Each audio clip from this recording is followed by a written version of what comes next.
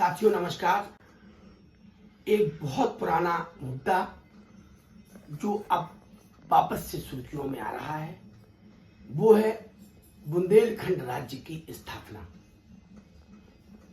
यह मुद्दा 1990 से शुरू हुआ और विभिन्न जिलों में इसके लिए प्रदर्शन भी हुए और आंदोलन भी हुए, लेकिन किसी भी प्रकार की कोई सरकारी प्रक्रिया चालू न होने के कारण यह धीमे धीमे यह मुद्दा शांत होता गया। लेकिन आज भी यह मुद्दा जीवित है।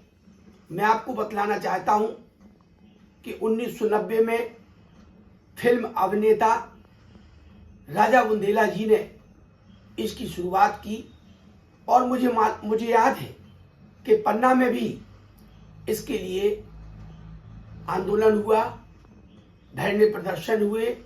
और मैं आज इस वीडियो के माध्यम से मैं बतलाना चाहता हूं कि यहाँ के जो साहित्यकार थे, एक बहुत अच्छे वरिष्ठ जन सेवक थे, शिव कुमार शास्त्री जी, हजारीलाल भट्ट और मेरे स्वयं के पिता इस आंदोलन के साक्षी बने। लेकिन यह मुद्दा धीमे धीमे शांत होता गया और यह आगे नहीं बढ़ पाया।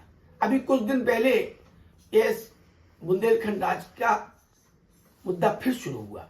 मैं आपको यह भी बतलाना चाहता हूं कि बुंदेलखंड राज्य हमारे लिए क्यों जरूरी है, यह क्यों बनना चाहिए।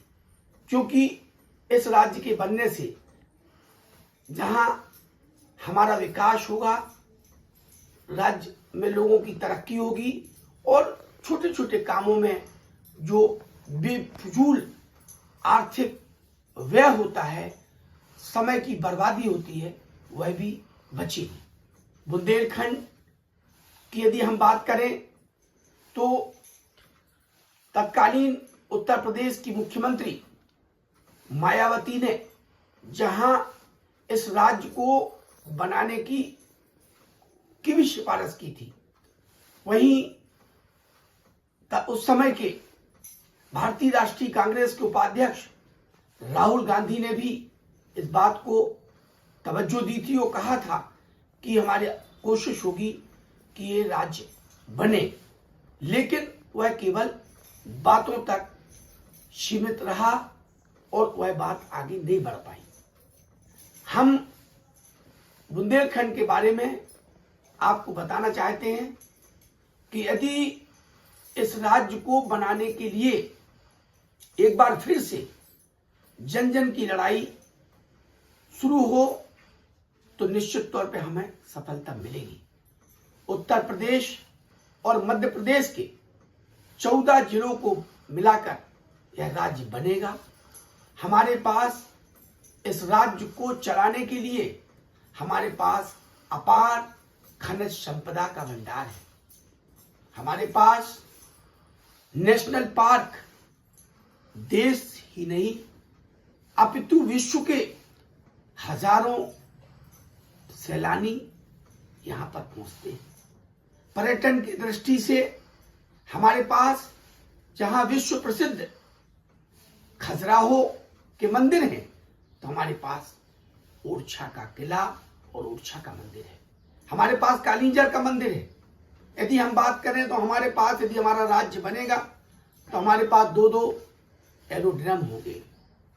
हमारे पास यदि इस राज्य की बनता है तो हमारे पास इसको भी और समृद्ध करने के लिए हमारे पास बहुत सारी चीजें। हमारे पास हीरा निकलता है, हमारे पास एनएमडीसी की माइंस है, एशिया की इकलौती माइंस है जो एनएमडीसी है, जो आज सैकड़ों वर्षों से यहाँ पर चल रही है। मैं आपसे और बुंदेलखंड वासियों से ये आग्रह करना चाहता हूं और खास तौर पर हम युवा वर्ग से हम अपेक्षा रखते हैं कि हम बुंदेलखंड राज्य के लिए हम आगे आए और यदि हमारा ये राज्य बनेगा तो मैं आंकड़ों की दृष्टि से आपको बतलाना चाहता हूं कि हमारा ये राज्य आखिर कैसा दिखेगा।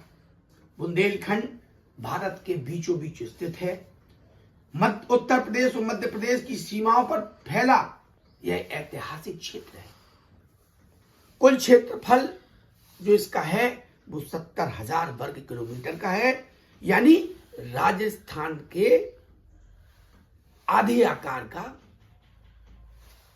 जितना बड़ा होगा। मैं आपको ये बताना चाहता हूं कि यदि हम 2011 की जनगणना की बात करें तो 2011 की जनगणना के अनुसार इसकी जो जनगणना थी वो 1,80,00,000 थी। और अगर बुंदेलखंड राज्य बनता है तो इसमें कुल 13 जिले शामिल होंगे।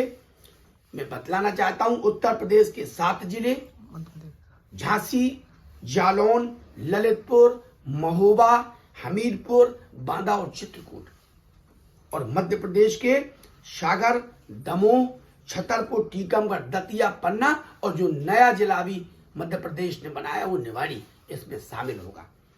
ये सभी जिले मिलकर बुंदेलखंड की सांस्कृतिक और ऐतिहासिक पहचान बनाते हैं। राज्य बनना जरूरी है और मैं आपको यह भी बतलाना चाहता हूं, हालांकि सभी ये जानते हैं कि इसकी प्रक्रिया क्या होगी, ये कैसे बनेगा राज्य। मैं आपको फिर भी बतलाना चाहता हूं कि राज्य या केंद्र की सरकार इस पर प्रपोजल देकर महामहिम राष्ट्रपति को भेजेगी और राष्ट्रपति जी की मोहर लगने के बाद राष्ट्रपति जी उसमें संबंधित राज्य से उनकी राय लेंगे और राय लेने के बाद यह पार्लियामेंट में इसको विधेयक के रूप में लाया जाएगा, विधेयक पास किया जाएगा और विधेयक पास करने के बाद राज्यपाल की मोहर लगने के बाद राज्य को भेजा जाएगा और उसको अस्तित्व में लाया जाएगा। धन्यवाद। जय बुंदेलखंड, जय बुंदेलखंड वासियों।